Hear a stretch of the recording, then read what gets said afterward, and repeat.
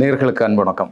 இன்று நம்மோடு சிறப்பு விருந்தினர் முன்னாள் தமிழக வெற்றி கழகத்தினுடைய செய்தி தொடர்பாளர், அரசியல் விமர்சகர் திரு ஜெகதீசன் இணைந்திருக்கிறார்கள். அவரோடு உரையாடும்.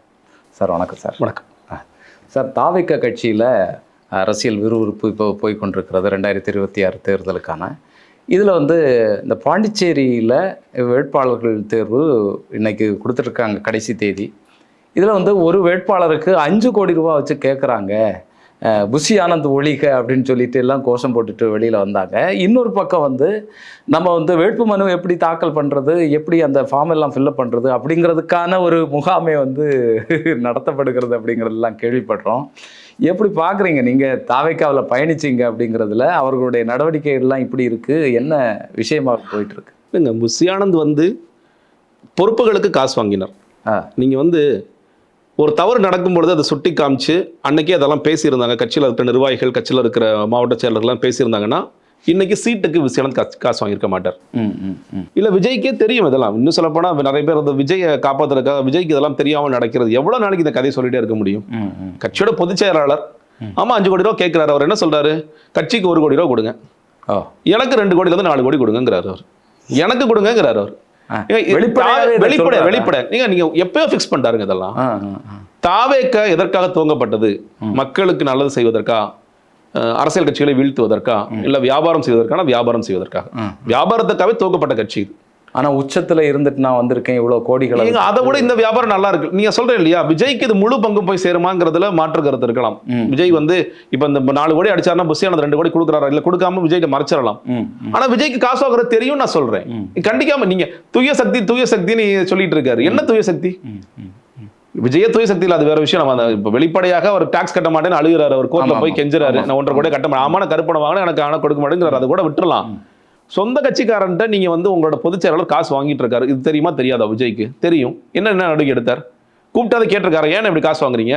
நம்ம தூய சக்தியின் ஊரால ஏமாத்திட்டு இருக்கோம், ஏன் அப்படி காசு வாங்க, எதுக்குன்னு இவ்வளவு காசு வாங்குறேன்? இல்ல சொத்தா கோடியா அடிச்சு வச்சிருக்காருங்க புஷி ஆனந்த். எவ்வளவு காலத்துக்கு நீ திருடிட்டே இருப்பீங்க? திருடி பேசுறதெல்லாம் ஒரு மனுஷனுக்கு என்ன வேணும்? காலைல 4 இட்லி, கொஞ்சோண்டு சோறு, அப்புறம் எதுக்கு திருடுற? இல்லை சார், இப்போ நான் கேட்குறது, இங்கே விஜய் கூட்டங்களுக்கு வரும்போது அவங்கள பார்க்க போகிறதுக்கு அந்த கியூஆர் கோடு கொடுத்து போகிறாங்க. அதுலேயே காசு அதிகமாக வாங்குறாங்க. காசு வாங்கி தான் அதாவதுங்க சொல்கிறாங்க. ஒவ்வொரு கட்சிக்கும் ஒரு லெகசி இருக்குங்க. திமுக வச்சுக்கோங்களேன், நாங்கள் இருமொழி கொள்கை, மொழி போருக்காக நிறைய போராடினாங்க, அதுல இருந்து அவங்க எல்லாம் இங்கே வந்தாங்க அப்படிங்கிறது இருக்கும். திமுக இருந்து பிரிந்து அதே திராவிட கொள்கைகளுடன் எம்ஜிஆர் அவர்கள் கட்சி ஆரம்பித்து அதை செய்தார். பாமக சமூக நீதிக்காக போராடினார்கள், வன்னியர்களுக்காக போராடினார்கள். எங்களுக்கான லெகசி என்ன? தாவேக்கான லெகசி என்ன? பிளாக்ல எல்லாம் டிக்கெட் வித்தோம். பிளாக்ல டிக்கெட் வித்ததா இங்க எக்ஸ்பீரியன்ஸ் வேற என்ன எக்ஸ்பீரியன்ஸ்? இப்போ நீங்க விஜய் கேரியர் உச்சம்னு வார்த்தை சொல்றாருல, ஏன் சொல்றாரு? தாவேக்காவிற்கான அடையாளம் என்பது இல்லை. இந்த 2 வருஷத்துல ஒரு கட்சியாக அடையாளமாக நான் கல்வியில பெரிய புரட்சி பண்ணிருக்காரு விஜய், மருத்துவத்துல பெரிய புரட்சி பண்ணிருக்காரு விஜய், லஞ்ச ஊழல் எதிர்த்து லோகாயுக்தாக்கவும் லோக்பாலுக்காகவும் பயங்கரமாக சண்டை போட்டு பெரிய மாநாடு நடத்தி அப்படி தலை திருப்பி போட்டார். எல்லாம் பயப்படுறாங்க, லஞ்சம் ஊழல் சரிக்கே பயப்படுறாங்க. இப்படி ஏதாவது இருந்துச்சுன்னா இந்த கட்சியோட அடையாளம் இதுவாக இருக்கிறது. ஆன்டி கரப்ஷன் மூவ்மெண்ட்டுப்பா, கல்வி எஜுகேஷனல் ரிஃபார்ம்ஸ் கொண்டு வந்திருக்காருப்பா, மெடிக்கல் ரிஃபார்ம்ஸ் கொண்டு வந்திருக்காருப்பா, ஏதாவது ஒன்று சொல்லுவாங்க. இல்லை நீர்நிலைகள் எல்லாம் எல்லாத்தையும் களத்தில் இறக்கி விட்டு நீர்நிலைகள்லாம் தூள் பண்ணிட்டார் விஜய். இது எதுவுமே இல்லாத நேரத்தில் என்ன பண்ணுறீங்க? யூஎஸ்பியாக ஒரு விஷயம் தான் சொல்லணும். நீங்கள் கேரியர் உச்சத்தை விட்டுட்டு விஜய் அப்படிங்கிறத சொல்கிறீங்க. ஆனால் நீங்கள் எங்களுக்கான லெகசிங்கிறது பிளாக்ல டிக்கெட் வித்ததாக தான் இருக்குது. அப்போ என்ன பண்ணுறாரு புஷி ஆனந்த்? 5000 பேர் தான் விடணுமா? ஓகே, ஒரு டிக்கெட்டை 500 ரூபாயிலேருந்து 2000 ரூபாய்க்கு விற்றுருங்க. விக்கிரவாண்டி மாநாட்டில் நடந்துச்சுங்க. விக்கிரவாண்டி மாநாட்டில் நான் கட்சியோடைய செய்தி தொடர்பாளர் இருக்கேன். என்னுடைய பாஸ் எல்லாம் புஷி, என்னுடைய பாஸ் மட்டுமல்ல, ஒட்டுமொத்த பாஸையும் ஒரு பேக்கில் போட்டு புஷி ஆனந்த் சுற்றிட்டு இருக்காரு. நான் ரொம்ப சிம்பிளாக கேள்வி கேட்டேன், நீங்கள் பொதுச் செயலாளர், நீங்கள் எதுக்கு பாஸ் சுற்றிடணும்? ஒரு ஆஃபீஸ் பாய்ட்ட கூட, தம்பி யாரெல்லாம் வராங்களோ பேரை பார்த்து நீ ஜெகதீஸ்வரனா ஜெகதீஸ்வரன் கொடுத்துருப்பா, இதுதானே உங்களோட வேலை. இவ்வளோ தான் தரேன்னு சுற்றிட்டே இருந்தார். அப்புறம் கடைசியாக பார்க்கும்போது அந்த விஐபி பாஸை விற்கிறார். அவர் விஐபி பாஸ் இல்லை, ஆல் ஆக்சஸ் பாஸ். அது விஐபி சீட்டில் உட்கார்றது யார் இருந்தாலும் ஆல் ஆக்சஸ் பாஸில் நீங்கள் 2000 ரூபாய்க்கு வித்துட்ருக்காரு, 5000 ரூபாய்க்கு வித்துட்ருக்காரு. அது விக்கிரவாண்டி மாநாட்டில். அதற்கு பிறகு இந்த கியூஆர் கோடை தான் ரொம்ப வசதியாக போயிடுச்சு தலைவனுக்கு. கியூஆர் கோடு போட்டியா, ரைட், ஓகே, இது எவ்வளோக்கு நான் விற்கலாம்? 500 ரூபாய் 200 ரூபாய்க்கு வித்துருப்பா. மாவட்ட செயலர் பாதி காசு எடுத்துக்க, எனக்கு பாதி காசு கொடுத்துரு. கோயம்புத்தூர்ல அந்த ஒரு சூரஜ் இறந்து போனார்ல, இவங்க என்ன சொன்னாங்க? அவர் எங்களோட நிர்வாகி கிடையாது. நானும் சொல்லுவாங்க, நிர்வாகி கிடையாது. நிர்வாகிகள் கூட்டத்தில் நிர்வாகி இல்லாத ஒருத்தர் எப்படி உள்ள வந்தான்? விஜய் கேட்கணுமா இல்லையா? ஏன்னா நம்ம நிர்வாகியா இருக்குன்னா அவனுக்கு ஏதாவது செய்யுங்க, பார்த்து செய்யுங்க. நான் இரங்கல் கூட தெரிவிக்காம நான் ஒரு மோசமான அரசியல்வாதி நான் இருக்கேன். இல்ல நிர்வாகியே இல்லை, நிர்வாகி இல்லாமல் எப்படி உள்ள வந்தான்? ஏன்னா அவன் வந்து பிளாக் டிக்கெட் வாங்கிட்டு வந்தவன். எல்லாத்தையும் வித்துருவாங்க அவங்க, எல்லாத்தையும். நீங்க இப்போ எவ்வளவு மேக்ஸிமம் காசு பார்க்க முடியும்? நீங்க கோயம்புத்தூர்ல பூத் முகர்கள் மாநாடு நடத்துறாங்க தெரியுமா? அந்த மாநாடு தான் விஜய் வந்து வெளியே ஓப்பன்ல வந்தாரு, மரத்துல இருந்தாலும் ஏறி குதிச்சான், திடுதிடுன்னு ஓடி போய் எல்லாம் விழுந்தாங்க. சார தூக்காத நான் அங்கதான் அதெல்லாம் பேசினாரு இல்லையா? அது ஏன் கொடுக்குற ஓடினா தெரியுமா? விஜய் பார்க்கறக்கா ஓடினாங்கிறது ரெண்டாவது பட்சம். நான் 1000 ரூபாய் டிக்கெட் வாங்கியிருக்கேன், எனக்கு முன்னாடி சீட்டு கொடுன்னு வாங்கி கேட்டான். விஜய்க்கு தெரியுங்க, நியாயம் தானே? அவன் நியாயம் தான், அதான் சொல்றேன், நியாயம் தானே. பூத் முகர்கள் மாநாடு எவ்வளவு டிக்கெட் போட்டு வித்த கட்சி நீங்க பாத்திருக்கீங்களா? பூத் முகர்கள் மாநாடு, அந்த மாநாட்டுக்கு சாப்பாடு போட்டப்படல, 2 பிஸ்கட் பாக்கெட், ஏன்னா காலேஜ் ஃப்ரீயா கொடுத்துட்டாங்க, 2 பிஸ்கட் பாக்கெட் ஒரு வாட்டர் பாட்டிலும் கொடுத்தாங்க. ஒரு நாள் ஃபுல்லா பூத் முகர்கள் மாநாடு நடத்தினாங்க. அதுல வந்து ஆதவ கிளாஸ் எடுக்கிறாரு. பூத் முகர்கள்லாம் என்ன தெரியுமா? சிட்டி நிலவகுமார் கிளாஸ் எடுக்கிறாரு. வந்த பூத் முகர்கள் இல்லப்பா, வந்தவன்லாம் வந்து டிக்கெட் வாங்கிட்டு வந்திருக்கான், பிளாக்ல டிக்கெட் வாங்கிட்டு வந்தவன். நான் சொல்றேன், எல்லாத்தையும் எது திருடலாங்க? நீங்க வந்து அரசியல் கட்சிகள் திருடுறாங்கன்னு சொல்லிட்டு தான் நீங்க வர்றீங்க. நீ கட்சிக்குள்ள இவ்வளவு திருடுறிய, நீ எவ்வளவு திருடுவ? இது விஜயை வச்சு ஒரு கலெக்ஷன் நடந்துட்டு இருக்கா? அதாங்க சொல்றேன், இது எதற்காக துவக்கப்பட்ட கட்சி? வியாபாரத்துக்காக புஷி ஆனந்த் அந்த சகாக்கள் வியாபாரத்துக்காக துவக்கப்பட்ட கட்சி. மாவட்ட செயலாளர்கள் இப்ப என்ன சொல்றாரு? இன்ஸ்ட்ரக்ஷன் டே, இது நம்ம கடைசி தேர்தல், 2026 கடைசி தேர்தல், எவ்வளவு சம்பாதிக்கணும் சம்பாரிச்சுக்கும். என்ன எப்படி சம்பாதிக்கிறது? பொறுப்பு காசு வாங்க சார். காட்சி ஆரம்பிக்கவே இல்லை, அதுக்கு முன்னால கட்சியை மூடி கட்டு. அம்பத்தூர்ல பாலம்பருன்னு ஒரு நிக்கிறாருங்க, ஏன்னா அந்த தொகுதி சேர்ந்தவன் தான். வட்டச்செயலர் காசு, பகுதி செயலர் காசு, எல்லாத்துக்கும் காசு, துணை செயலாளர், இணை செயலாளர், எல்லாத்துக்கும் காசு கொடுத்து இந்த பதவியில வாங்குறாங்க. பசங்க அவன் புரிய மாட்டேன், அரசியல்லாம் தெரியாத பசங்களா இருக்காங்க. அவன் இன்னுமே சில பேர் என்ன கனவுல இருக்காங்கன்னா, டேய் எதுக்குடா காசு கொடுக்குறேன்? தளபதி 2020 சிஎம் ஆயிடுவாரு, நான் இப்போ 2026 நடக்க போற உள்ளாட்சி தேர்தலில் நான் கவுன்சிலர் ஆயிடுவேன்ல. தளபதி சிஎம் முதலீடு, அதுக்காக முதலீடு நான் பண்றேன், எனக்கு பிரச்சனை இல்லை. நான் ஏற்கனவே 4 லட்சம் செஞ்சிருக்கேன், 5 லட்சம் பண்ணிருக்கேன், நான் இப்போ கூடுதலா பண்றேன். எல்லார்ட்டையும் காசுங்க, எல்லா மாடு செலரும் காசு வாங்கி எத்தனை கோடிகளை சேர்க்கணும் கோடிகளை சேர்க்கிறாங்க. கொண்டு போய் புஷி ஆனந்த் காலில் கொட்டுவாங்க, இவங்க எடுத்துக்குவாங்க. இதுதான் தொடர்ச்சியான கட்சியில் நடந்துட்டு இருக்கு. இல்ல மற்ற தலைவர்கள் என்ன பண்றாங்க? நிர்மல் குமாராக இருந்தாலும் சரி, அருண்குமாராக இருந்தாலும் சரி, இப்போ வந்திருக்கக்கூடிய செங்கோட்டையன் அவர்களாக இருந்தாலும் சரி, இந்த விஷயம் தெரியத்தானே செய்யும், அரிச்சிரும்ல. எப்படி என்ன பண்ண முடியும்? நீங்க சிடிஆர் நிர்மல்குமாருக்கு இருக்கிற பிரச்சனை என்ன? அங்க வந்து வளர முடியல, அதிமுக ஏற்கனவே வந்து வளர முடியல. அப்ப நம்ம விலகி வர்றாரு. அப்ப விலகி வரும்போது அவருக்கு எந்த கட்சின்னு பாக்குறாரு. பாஜக ஏற்கனவே போயிட்டு வந்தாச்சு, திமுக போறதுல விருப்பம் இல்லை.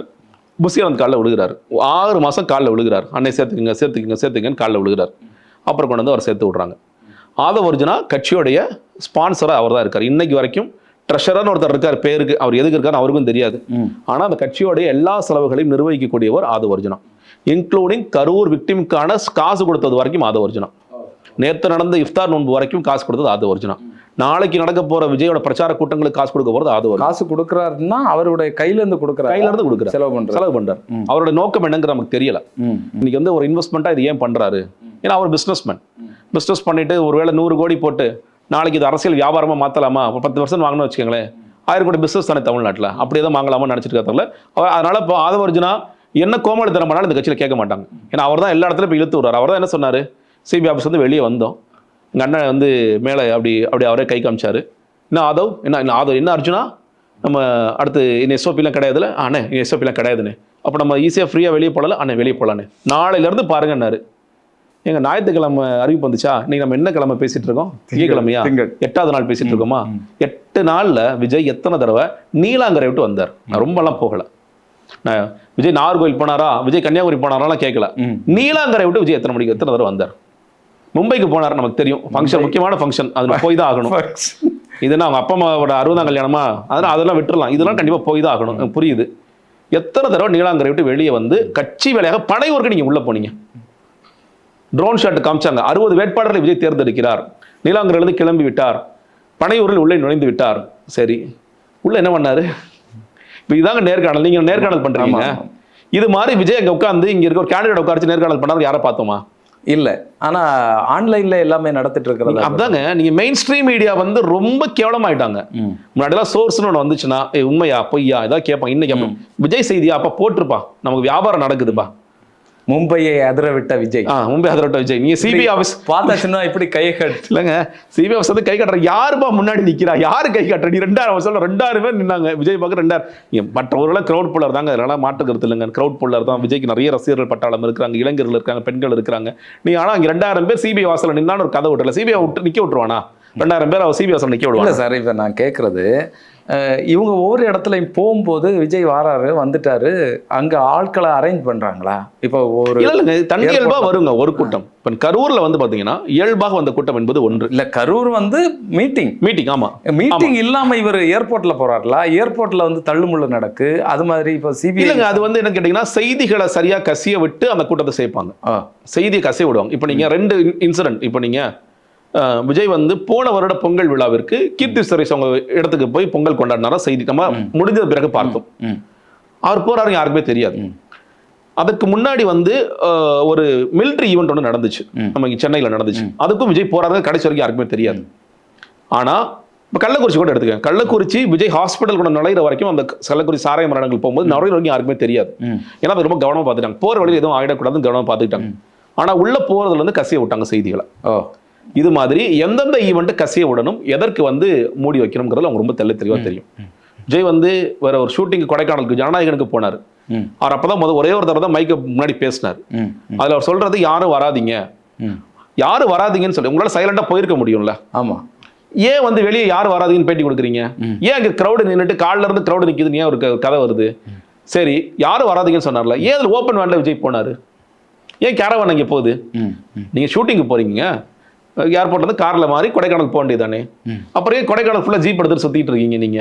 அப்போ எந்தெந்த விஷயங்களை கசிய விட வேண்டும்ங்கிறதுல ரொம்ப தெளிவா அந்த வேலைகளை செய்வாங்க. இதே ஒரு மார்க்கெட்டிங் தான். இதை ரொம்ப பிளான் பண்ணி பண்ணுவாங்க. ரொம்ப நாளா பண்ணிட்டு இருக்காங்க. இதெல்லாம் வெளியே தெரியக்கூடாதுப்பா, இதெல்லாம் மூடி மறைச்சிட்டு மூடி மறைச்சிருவாங்க. இதெல்லாம் வெளியே தெரியணும் பண்ண வெளியே தெரிய விட்டுருவாங்க. அதுதான் வந்து அப்படியே அவங்க ரொம்ப பிளான் பண்ணி அந்த விஷயங்களை பண்றாங்க. நீங்க மற்ற எல்லா நிர்வாகிகளும் நினைக்கிறீங்கன்னா, இந்த கட்சியை பொறுத்த வரைக்கும் புஷி ஆனந்த் யாராவது கேள்வி கேட்க முடியுமா? யாராலும் கேள்வி கேட்க முடியாது. விஜயே கேள்வி கேட்க மாட்டாருங்க. அப்புறம் யாருமே கேள்வி கேட்பான்? நீங்க இன்னொரு விஜய் நல்ல பழக்கம், நீங்க போய் அண்ணே புஷி ஆனந்த் மாதிரி காசு வாங்குறாரா அப்படின்ட்டு ஒருத்தர் ஒரு நிர்வாகி, உதாரணத்துக்கு ஆதவ ஒரிஜினலாவே சொல்றாரு, சார் புஷி ஆனந்த் வந்து காசு வாங்குறாரு. அப்படியா புஷி நீ காசு வாங்குறான்னு அவரை கூட கேட்பாரு ஒரு வச்சுக்கிட்டு. அவன் என்ன நினைப்பா, ஒன்ட்ட வந்து சொன்னேன் பாருதான் நினைப்பாவே. அப்படிதான் அவர் அந்த மாதிரி இருக்காரு. ரொம்ப வெள்ளந்தியான மனிதர் அவர். அவர் வெள்ளந்தி, அதாவதுங்க எனக்கு இதெல்லாம் எனக்கு எதுக்கு தேவையில்லாத வேலை, நீங்க தான் அடிச்சுக்க போ அந்த மாதிரி. எங்க அவருக்கு இன்னைக்கு வரைக்கும் பெருசா அரசியல் இன்ட்ரெஸ்ட்லாம் இல்லைங்க. அந்த சேர்ல உட்காரணும் இன்ட்ரெஸ்ட் இருக்கு. இதுக்காக முதல்வர் ஆகணும். அந்த சேர் எனக்கு பிடிச்சிருக்கு, முதல்வராக உட்காரணும். ஆனா இதுக்காக ரூட்டுங்கிறது மக்களுக்கு வேலை செய்யணும், மக்களுக்கான இஷ்யூஸ்ல பேசணும், இங்க களத்துக்கு போகணும், ஒவ்வொரு விஷயத்துல ஸ்டாண்ட் எடுக்கணும். அதெல்லாம் எதுவுமே இல்லை அவருக்கு. அந்த இன்ட்ரெஸ்ட் சுத்தமா இல்லை. இந்த இன்ட்ரெஸ்ட் இருந்தா விஜய், நான் அடிப்படையில் சொல்றேன், தினம் பேப்பர் படிப்பார். இன்னைக்கு வரைக்கும் பேப்பரே படிக்கிறது இல்லை. இன்னைக்கு வரைக்கும் டெய்லி வைக்கிறாங்க, ஹிந்து பேப்பர் வைக்கிறாங்க, அந்த பேப்பர் கூட அவர் படிக்கிறது இல்லை. அது எதுக்கு படிச்சுக்கிட்டு ட்விட்டர்ல யாரும் 4 செய்தி அனுப்புவாங்க, அதை பார்த்துக்கலாம் அவர் இருக்காரு. சுத்தி இருக்கக்கூடிய ஆலோசகர்கள், அரசியல் விஷயங்கள் பேசக்கூடியவங்க எல்லாம் என்ன பண்ணிட்டு இருக்காங்க சார்? மற்றவங்களுக்கு என்ன வேலை இந்த கட்சியில்? இந்த ஜான் ஆரோக்கியசாமி தாங்க இது ஆளினால். நீங்க வந்து புஷி ஆனந்த் வந்து எக்ஸிக்யூட் பண்ணுவார். எல்லா திட்டங்களையும் போடுறது ஜான் ஆரோக்கியசாமி. நீங்க வந்து ரூட், நீங்க வந்து எந்தெந்த இடத்துக்கு போறதாக இருக்கலாம், இந்த ஈவெண்ட் நடத்தலாங்கிறதா இருக்கலாம், எல்லாமே ஜான் ஆரோக்கியசாமி தான். நீ ஜான் ஆரோக்கியசாமிக்கு அரசியல் தெரியுமான்னு கேட்டீங்கன்னா அரசியல் அவருக்கு தெரியாது. நீங்க அரசியல் தெரிஞ்சிருந்தா அவரு இவ்வளவு இடங்கள்ல இவ்வளவு பேர் காலி பண்ணிட்டு வந்திருக்க மாட்டார். மற்ற முன்னேற்றம் அன்புமணி சொல்லிட்டு அன்புமணி ராமதாஸ் காலி பண்ணார். நீங்க பாருங்க, பாமக வீழ தொடங்கிய இடம் எதுன்னு நீங்க ஒரு கட்டுரை எழுதுறீங்க விஷயங்களேன், நீங்க ஆரம்பிக்க வேண்டிய இடம் வந்து அன்புமணி ராமதாஸின் மாற்ற முன்னேற்ற அன்புமணி தான். அன்னைக்கு விழுந்த அன்புமணி ராமதாஸ் இன்னைக்கு வரைக்கும் எழுந்திருக்க முடியாம தொடர்ச்சியா மாறி மாறி கூட்டணிக்கு போயிட்டு இருக்காருங்கிறத பார்க்க முடியும். சித்தராமையா 2018 வேலை பார்த்தார். சித்தராமையா சிவகுமார் அதை காலி பண்ணார். இவரே என்ன சொன்னார், சரண் சிங் சன்னிக்கு ஒர்க் பண்ணிருக்கேன் பஞ்சாப்ல, எப்போ அவர் தோத்தார்ல 2வது தடவை, அதுல காலி பண்ணார். இவர் எங்கெங்கெல்லாம் போறாரோ எல்லா இடத்துக்கும் காலி பண்ணிட்டு வருவார். எங்க எல்லாம் யாரெல்லாம் தோத்து இருக்காங்களோ அவங்களுக்கு எல்லாம் 2021 சீமான் அவர்களுக்கு திருவொற்றியூர்ல வேலை பார்த்தார். இன்னொரு படி சொல்றேன், ரஜினிகாந்த் அவர்கள் கட்சியை நான் துவக்கவில்லைன்னு சொல்லும் போது ஜான் ஆரோக்கியசாமி இருந்தார். சோ எல்லா இடமும் தலைவன் போன இடமெல்லாம் ரொம்ப சூப்பரான இடம் தான், எல்லாத்தையும் காலி பண்ணிட்டு தான் வருவார். சோ அந்த ஜான் ஆரோக்கியசாமியை விஜய் கூப்பிட்டு, ஏன் விஜய் கூப்பிட்டாரு, ஒரு பொலிட்டிக்கல் ஸ்ட்ராட்டஜிஸ்ட் நமக்கு தெரியும். பிகே என்ன சார் ஒரு 100 கோடி வாங்க, இப்படி தான் பேசுவோம் நம்ம. என்னங்க 350 கோடி ஆமே பேசிக்கிறாங்களே. சுனில் என்னங்க 150 கோடி ஆமே. ஜான் ஆரோக்கியசாமி ஒரு 9 கோடி ப்ராடக்ட். 9 கோடிக்கு நான் உங்களுக்கு பொலிட்டிக்கல் ஸ்ட்ராட்டஜிஸ்ட் ஆக்கி உங்களை சிஎம் ஆக்கிறோன்னு ஒருத்தர் வர்றான். சீப்பா இருக்கு, எவ்வளவு பிடிச்சி உள்ள போடியான்னு உள்ள போட்டாங்க. சினிமா தயாரிக்கிற மாதிரி தானே. ஏங்க சினிமா தயாரிக்க கூட விஜய் வந்து இப்போ அந்த மாதிரி ரிஸ்க் எடுப்பாரு. நான் இதே கேட்குறேன், நீங்க சொன்ன உதாரணமே கேட்குறேன். சார் 9 கோடிக்கு உங்களை வச்சு அந்த படம் எடுக்க வரானா விஜய் ஒத்துக்கு வரா? எனக்கு சம்பளமே 250 கோடி. 500 கோடி இன்வெஸ்ட் பண்ண ப்ரொடியூசரை கூட்டிட்டு சொல்லுவீங்கல்ல. ஏன்னா அந்த படம் வந்து 1000 கோடி என்னால் வசூல் கொடுக்க முடியல, 600 கோடி வசூல், அட்லீஸ்ட் 100 கோடி வசூல் கொடுக்க முடியல, அது கதையாவது சொல்ல முடியும். அப்போ எனக்கு ப்ரொடியூசராக ஒரு 400 கோடி கொடுக்குற ப்ரொடியூசர் கொடுத்துருவானா, அப்போ எலெக்ஷனில் உங்களை ஜெயிக்க வச்சு சிஎம் சார்ல உட்கார வைக்கிறான்னா, நீங்கள் 9 கோடிக்கு ஒரு ஆள் கிடைக்கிறான்னு தூக்கி உள்ள போட்டிங்கன்னா அப்பதான் உங்களோட பொலிட்டிக்கல் இன்ட்ரெஸ்ட் நான் சொல்லுவேன். இல்லை பணம் மட்டும்தான் இதில் வந்து முக்கிய விஷயமாக இருந்ததா? ஜான் ஆரோக்கியசாமிக்கு பணம் அதாங்க. ஜான் ஆரோக்கியசாமிக்கு எனக்கு ஒரு தொழில் இது, அந்த தொழிலுக்கு நான் வந்து என்ன செய்யணுமோ செஞ்சு கொடுக்குறேன்னு உள்ள வந்துட்டார். அவருக்கு மேபி அவருக்கு பிறகு வெவ்வேறு வகையில் சம்பாதிக்கலாம்னு யோசிச்சிருக்கலாம். பட் ஆனால் இது மட்டும் தான் வந்துட்டார். ஸோ ஆனால் ஒரு கட்சியினுடைய ஒரு உறுப்பினர் போலவே செயல்படுறாரு, அடுத்த கட்ட தலைவர் மாதிரியே செயல்படுறாரு ஜான் ஆரோக்கியசாமி. ஏன்னா இவங்க அந்த அளவுக்கு இடம் கொடுக்குறாங்க. நீங்க எந்த ஒரு கட்சி, இப்போ உதாரணத்துக்கு பிகே வச்சுக்கோங்களேன். நீங்க பிகே வந்து அண்ணா காலத்திலே வந்துட்டாருன்னு வச்சுக்கோங்க, நினைச்சுக்கோ. நம்ம அண்ணா காலத்தில் பிகே வந்தா அறிஞர் அண்ணா அவர்கள் தம்பி பிகே கட்சிக்கான கொள்கைகள் நீயே வகுத்து கொடுன்னு சொல்லியிருப்பாரா? தம்பி பிகே தேர்தல் ஆணையத்தை எங்களை பதிவு செய்து கொடுன்னு சொல்லியிருப்பாரா? தம்பி பிகே வேட்பாளர்களை தேர்ந்தெடுத்து கொடுன்னு சொல்லியிருப்பாரா? இல்லை மாவட்ட செயலரை தேர்ந்தெடுத்து சொல்லியிருப்பாரா? இந்த எல்லா வேலையும் விஜய் செய்கிறார். ஜானை கூப்பிடுங்க, எலெக்ஷன் கமிஷன் ரெஜிஸ்டர் பண்ணி கொடுத்துருங்க. ஜான் சரி சார், ஓகே. ஜானை கூப்பிடுங்க, கொள்கை ஏதோ சொல்கிறாங்களே ஜான், என்ன பண்ணலாம்? ஜானை கூப்பிடுங்க சார், அவர் ஜானே வந்து சார் கொள்கை தலைவராக வச்சுக்கணும் சார். கொள்கை தலைவர் யாரை வச்சுக்கலாம்? யார் வச்சுக்கலாம் சார்? எல்லாத்துலேயும் ஒருத்தர் ஆளை பிடிச்சி போட்டுடலாம் சார். சரி, ஓகே, ரைட், வச்சுக்கோங்க. எதுல ஒரு கட்சி தலைவனுக்கு அவருக்கு இந்த இது இருக்கணுங்க.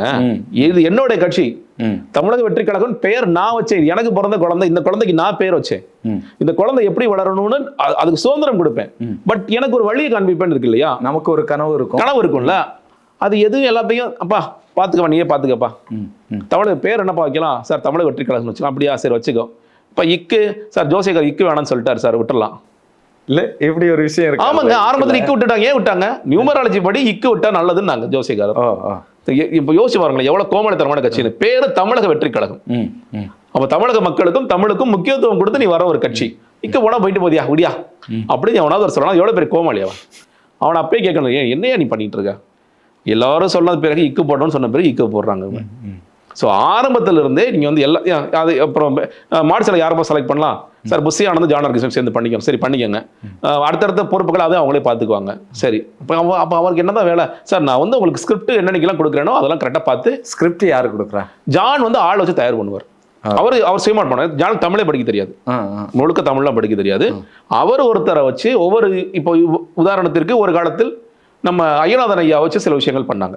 அவர் இருக்கும்போது கட்சியில் அவர் கிடையாதுங்க. ஆக்சுவலி அவர் கட்சி, அவர் அவுட் சைட் சப்போர்ட்டர் தான். கட்சிக்குள்ள பொறுப்புகளை எடுக்கவே இல்லை. அவர் பொறுப்பு எடுக்கிற மாதிரி ஐடியாவும் கிடையாது அவருக்கு. விஜய் நிறைய பேர் வந்து விமர்சனம் பண்றாங்க. நம்ம ஏன் விமர்சனம் பண்ணணும்? ஒருத்தர் புதுசா வரும்போது ஏன் விமர்சனம் பண்ணணும்? ஓப்பன் மைண்டோட வந்த ஒரு நபர் அவர், பத்திரிகையாளராக. எல்லாரும் ஏன் அடிக்கிறீங்க? உள்ள வராரு, கொஞ்சம் வளரட்டுமே நினைச்சு அவர் உள்ள வந்து, ஆனா அந்த இடத்துல பயன்படுத்திட்டாங்க. இவர் நல்லா பயன்படுத்தினாங்க. இவர் வந்து அதற்கான உண்டான விஷயங்களை செய்து கொடுத்தார். சில அறிக்கைகளை தயார் பண்ணி கொடுத்தார். முதல் மாநாட்டில் வந்து செயற்குழு தீர்மானங்களை எழுதி கொடுத்தார். இதை மாதிரி செய்வார். அப்போ ஒவ்வொன்றுக்கும் ஒரு எக்ஸ்பர்ட் வச்சிருப்பாங்க. இப்போ வந்து பரந்தூர் விஷயமா நமக்கு வந்து அதற்கான இயக்கங்கள் வேலை செய்யறாங்களா, அந்த இயக்கங்கள்ட்ட கான்டாக்ட் பண்ணி எனக்கு எழுதி கொடுங்க, நம்ம என்ன பேசணும், அது மாதிரி வெவ்வேறு விஷயங்களுக்கு சரியான விஷயம். ஆமா, சரியான விஷயம். அதுல என்னன்னு கேட்டீங்கன்னா, யார் சில பேர் வந்து ஃப்ரீயா பண்ணுவாங்க, எனக்கு ஒரு காசுக்காக பண்றேன். சில பேர் காசுக்காக பண்ணுவாங்க, அந்த காசையும் கொடுக்காம ஏமாத்திடுவார். உதாரணத்துக்கு விக்ரவாண்டி மாநாட்டுக்கு ஒரு ஸ்கிரிப்ட் எழுதி கொடுத்துட்டான்னு வச்சுக்கோங்களேன், அவர் ஒரு 5000 கொடுத்து ஏமாத்துவானுங்க. அது பெரிய ஹிட்டா இருக்கும். சரி, அப்பா பரவாயில்ல, நம்ம ஸ்பீச் வந்து விஜய் பேசுறதுனால பெரிய ஹிட் ஆயிடுச்சுமா நினைப்பான். ஏன்னா ஒரு 5000 போதுமா, சினிமாலாம் ஏமாத்துவாங்க இல்லையா, அந்த மாதிரி ஏமாற்ற வேலைகள் பண்ணிட்டு இருப்பாங்க.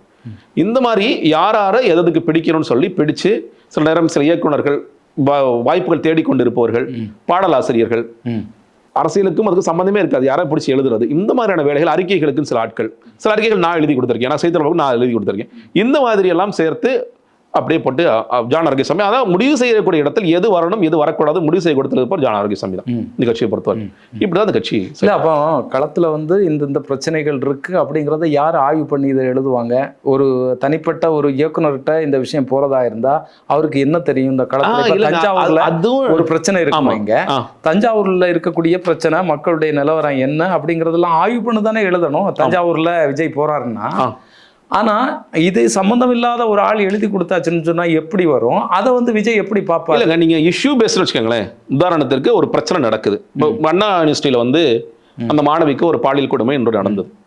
அது நடந்த உடனே அது கவனத்துக்கு கொண்டு வரும். என்னை போன்றவர்கள் நான் தான் கவனத்துக்கு கொண்டு வந்தேன். நான் வந்து இந்த இஷ்யூ நடந்த உடனே இது ரொம்ப பெரிய பிரச்சனையா மாறப்போகுதுங்க, தமிழ்நாட்டையே ஒழுக்கக்கூடிய பிரச்சனையா மாறப்போகுது, அறிக்கையை எழுதி அனுப்பிச்சிட்டேன். அன்னைக்கு ஜான் சொன்ன வார்த்தை என்ன தெரியுமா? Brother we had done too many things today என்ன பண்ணீங்கன்னு கேட்டேன். அன்னைக்கு கிறிஸ்மஸ், அன்னைக்கு வந்து அதே மாதிரி வீரமங்கை வேலுநாச்சியாருடைய நினைவு நாள். பிரதர் 2 ட்வீட் போட்டிருக்கோம் பிரதர் இன்னைக்கு, அதை விட என்ன கட்சியில் எதிர்பார்க்கீங்கன்னு கேட்டார். கிறிஸ்மஸ் வாழ்த்து சொன்னதையும் வீரமங்கை வேலுநாச்சியாருக்கு ட்வீட் போட்டதையுமே பெரிய சாதனை நினைக்கிற கட்சி இது. நான் சொன்னேன் அது வந்து பண்ணி தான் ஆகணும். கிறிஸ்மஸ் 25 தான் வரும், 26ஆம் தேதி வாழ்த்து போட முடியாது. வீரமங்கை வேலுநாச்சியார் 25 வச்சா 25 தான் பண்ணணும். ஆனால் இது மக்களுக்கான பிரச்சனை. இது நான் வந்து எடப்பாடி பழனிசாமி அவர்கள் ட்வீட் போடுறதுக்கு முன்னாடி இது நிர்பயா மாதிரியான இஷ்யூன்னு சொல்லிட்டு நான் அறிக்கை எழுதி கொடுக்குறேன். ஒரு 4 மணிக்கு என்ன சொன்னால், அதனால அதெல்லாம் விட்டுருங்க பிரதர் பார்க்கலாம். அவர் வந்து நியூஸ் பார்க்கல, எதுவும் பார்க்கல. ஒரு 4 மணிக்கு எனக்கு ஃபோன் பண்ணார். பிரதர் தலைவரை கூப்பிட்டு கேட்டார், அது பெரிய பிரச்சனையான்னு கேட்குறாரு. பாருங்க, ஒரு பொலிட்டிக்கல் ஸ்ட்ராட்டஜிஸ்க்கு நாட்டில் என்ன நடக்குதுன்னு தெரியாமல் எல்லாரும் அறிக்கையில் விட்டு கண்டனம் தெரிவிச்சிட்டு இருக்காங்க. இஷ்யூ ஃபிளேர் அப் ஆகிட்டு இருக்கு. ஒரு பொலிட்டிக்கல் ஸ்ட்ராட்டஜிஸ்டாக இருக்கவனுக்கு எதுவுமே தெரியாமல் 4 மணிக்கு பிரதர் உண்மையாக அது பெரிய பிரச்சனையா பிரதர், நீங்கள் எழுதுறது அப்படியே போட்டுடலாமா, நீங்கள் ஸ்ட்ராட்டஜிஸ்லாம் கரெக்டாக தான் எழுதிருக்கீங்க, அதுக்கு சோர்ஸ் சொன்னால் நான் கொடுக்குறேங்க, சோர்ஸ் எல்லாம் எடுத்து கொடுக்குறேன். ஓகே பிரதர் நான் போட்டுறேன். அவ்வளோதான். அது பெரிய பிரச்சனை இல்லாமல் இருந்தால் கூட அதை பேச வேண்டிய பிரச்சனை இல்லை. நாங்கள் 2 ட்வீட் போட்டிருக்கோம். எதுக்கு 3ஆவது ட்வீட் எதிர்பார்க்குறீங்க? ஒரு கட்சினா அது எது கேட்டாலும் நீங்க கல்ட் பார்ட்டி பிரதர், இது கல்ட் பார்ட்டி. பெரிய ஃபேன். நீங்க நினைக்கிற மாதிரி இது ஒரு யூஷுவல் பொலிட்டிக்கல் பார்ட்டி கிடையாது இது அப்படிங்கிறத அவர் எப்பயுமே முன்வைக்கிற ஒரு விஷயம். இல்லை அப்படின்னா இதில் வரக்கூடியவர்களை வந்து ரசிகர்களாகவும் தன்னை பின்பற்றக்கூடியவர்களாகவும் அவங்க அரசியல் மயப்படாதவர்களாக வைத்துக் கொள்வதில் அவங்க ரொம்ப கவனமாக பார்த்துக்குவாங்க. அரசியல் தெரிஞ்சிச்சுன்னா நீ கேள்வி கேட்பேன். அரசியல் தெரிஞ்சு வச்சுக்கலாம், அவன் கேட்பான்ல, எங்க அண்ணா டிஸ்ட்ரிக்ட் விஜய் எங்க போராடல, எல்லாரும் கட்சியும் போராடினாங்க, யார் அந்த சாருன்னு சொல்லி அதிமுக பெரிய அதை மாத்தினாங்க, கேம்பெயினை மாத்தினாங்க, விஜய் ஏன் போராடல, விஜய் ஏன் சம்பந்தமே இல்லாம போய் ஆளுநர் சந்திச்சாரு, இப்படி கேள்விகள் எழும். ஸோ அதில் நீங்கள் பேச வந்து என்னன்னு கேட்டீங்கன்னா, இந்த இஷ்யூ நான் கொண்டு வர்றேன், அதை ஜான் பார்க்குறாரு, அதை வந்து விஜயோட பர்மிஷன்லாம் கேட்க மாட்டார். ஏன்னா விஜய் கேட்க, ஏன்னா ட்விட்டர்லாம் அவர் தான் ஹேண்டில் பண்ணுறாரு, அவர் போஸ்ட் பண்ணிடுவார், அவ்வளோதான். இது பெருசாகும் போது என்னங்க எல்லாரும் கேட்குறாங்க, விஜய் களத்துக்கு வர மாட்டார் எல்லாம் பெருசாகும் போது நம்ம வித்தியாசமாக ஒன்று பண்ணலாம், வாங்க ஆளுநர் வீட்டுக்கு போகலாம், ஆளுநர் வீட்டுக்கு கூட்டிகிட்டு போய் அங்கே போய் நிப்பாட்டுவாங்க. இது ஏன் ஆளுநர் வீட்டுக்கு போனோம் தெரியாது சார், இது ரொம்ப மோசமாக சார், எல்லாரும் பேக் ஃபேர் ஆகுது சார். அப்படியா, நீ கைப்பட ஒரு லெட்டர் எழுதி ஒன்று கொடுங்க சார், நீங்களே கைப்பட நான் ஒரு ஸ்கிரிப்ட் கொடுக்குறேன், அதை பார்த்து அப்படியே எழுதி கொடுங்க, உங்கள் அண்ணனாக தோழனாக நான் வந்து உங்களுக்காக எழுதுகிறேன், நம்ம ஆட்சி வந்த பிறகு இது எல்லாமே இருக்காது, இது தீய சக்தி திமுக ஆட்சி தான் நடக்குதுன்னு ஒரு கதை எழுதி கொடுப்பார். அவ்வளோதான், இந்த இஷ்யூ முடிஞ்சிருச்சு. ஸோ இந்த மாதிரி விமர்சனம் வந்த பிறகு தான் பல இஷ்யூல அவங்க வந்து ரியாக்டே பண்ணியிருப்பாங்க.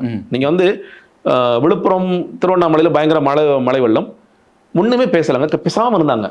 அந்த நெற்பயிர்கள் நெற்பயிரில் போன வாட்டி இந்த ஒரு அணையை திறந்து விட்டாங்க இல்லையா, அணை திறந்து நிறைய, ஆமாம், அந்த நேரத்தில் கட்சிக்கார பூரா போட்டு அடிக்கிறான், என்னதானா பண்ற நீ அப்படின்னு சொல்ல பிறகு பக்கம் பக்கமாக அறிக்கை வருது.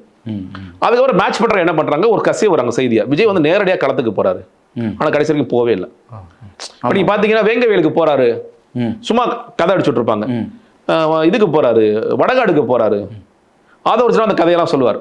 எங்கள் வடகாடு இஷ்யூ வரும்போது அவர் சொல்லியிருப்பார், நீங்கள் ப்ரெஸ் மீட் ஒன்று பார்த்துருக்கலாம், எந்த கட்சியுமே இது குறித்து சரியான ஆய்வுகளை மேற்கொள்ளவில்லை, யாருமே எதிர்க்காங்க. அப்போ ஒரு பத்திரிகை ரொம்ப இயல்பாக கேட்குறாரு, நீங்கள் என்ன சார் பண்ணுறீங்க, நாங்களா நாங்கள் வந்து அதை பற்றி படிச்சுட்டு இருக்கோம், நீ வந்து எதாவது செஞ்சுட்டு அடுத்த கட்சிக்காரனுக்கு குறை சொல்லு, திமுக வந்து இருக்கு அங்கே விசிக்கு ஏன் பண்ணலான்னு சொல்லி நீ எதாவது பண்ணி எதுவுமே பண்ணல. எங்கள் அண்ணன் 2 வாரத்தில் வடகாடு போவார், எங்கள் அண்ணன் கூடிய விரைவில் வேங்கவேல் போக வேண்டியதானே, வேங்கவேலில் நீங்கள் அரசாங்கம் சொல்கிறத ஏற்றுக்கல இல்லை, அவங்க நீங்கள் வந்து அந்த மக்கள் மேலேயே நீங்கள் பழி சொல்கிறீங்கன்னு ஒரு வாதத்துக்கு வரீங்கல்ல, ஏன் வேங்கவேலுக்கு நீங்கள் போல, முதலமைச்சர் போலங்கிறது குற்றச்சாட்டை வைக்கிறீங்க, எடப்பாடி பழனிசாமி ஏன் போலன்னு குற்றச்சாட்டை வைக்கிறீங்கல்ல, நீங்கள் ஏங்க போல, ஏன் ரொம்ப தூரமா, எனக்கு புரியலையே.